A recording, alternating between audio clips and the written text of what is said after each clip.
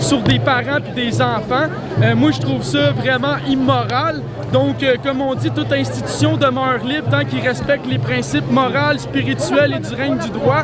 Donc, de ma part, ça devrait être institué dès maintenant.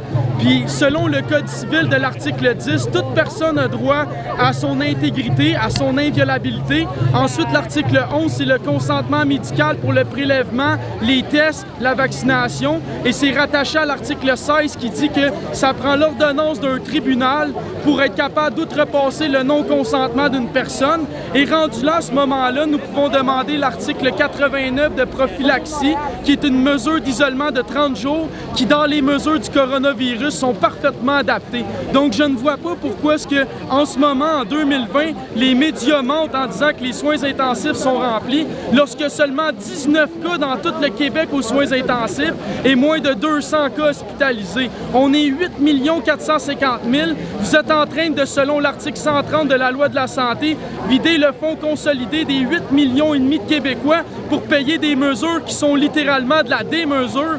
Puis nous autres, on dit qu'on ne consent pas. C'est non. Là, à un moment donné, ça suffit. Je réclame l'article 128 de la Loi de la santé de mettre fin à cette pandémie qui est complètement absurde. Au nombre de rassemblements qu'il y aurait eu, ça ferait longtemps que la population serait décimée entre vous et moi. OK? Et ensuite de ça, je réclame, selon l'article de l'Ordre professionnel 3.1, Easter en défense à tous les avocats, médecins, enseignants et tout membre de n'importe quel ordre au Québec. Je réclame Easter, l'article 3.1 en défense pour les citoyens du Québec et les êtres humains vivant au Québec. Vive un Québec libre de Joe Lindigo. Merci à tous.